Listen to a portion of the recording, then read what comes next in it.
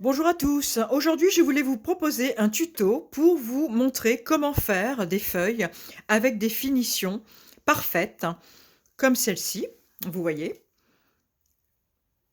Voilà, ici, que ce soit vraiment bien régulier au niveau du contour, avec la mise en relief par l'arrière des brides qui sont faites donc par l'arrière et le motif est fait en bride par devant.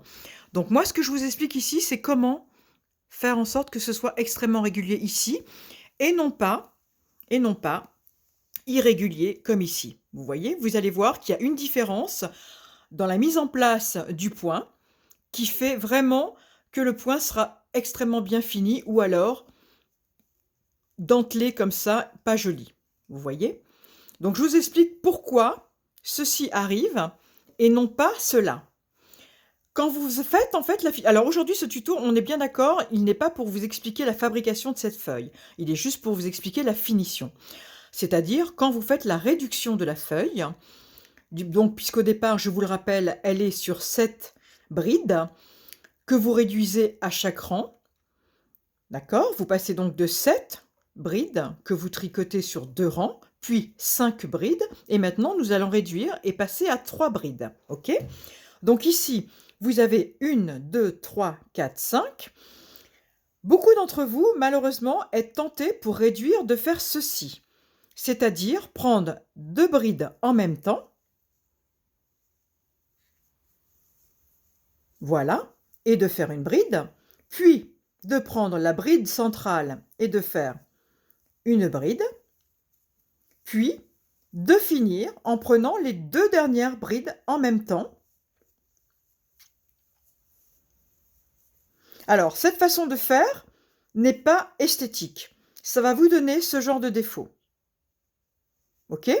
Alors, pour que ce soit ceci, ce n'est donc pas cette méthode-là qu'il faut faire. OK?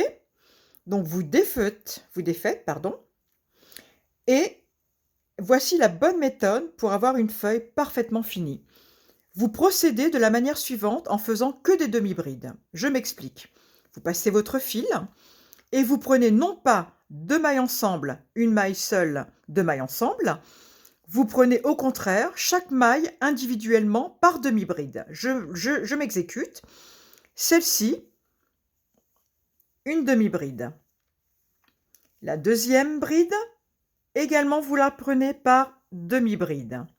Puis, comme vous voulez réduire de 5 à 3 brides, vous passez donc celle-ci, vous ramenez le fil et ça se transforme en une bride. On est bien d'accord. Ensuite, vous faites la bride centrale comme elle se présente, en bride, et les 2 dernières, au lieu de les crocheter ensemble, non, vous les faites donc chacune séparément en demi-bride. Une demi-bride, une autre demi-bride, et vous ramenez le fil en passant dans les 3 demi-brides, ce qui se transforme en bride finale. Puis, vous continuez dans le relief qui est à savoir les 2 brides par l'arrière. Voilà. Donc ici, ce qui se passe, c'est que vous voyez, la finition est beaucoup plus jolie, beaucoup plus régulière et beaucoup plus esthétique.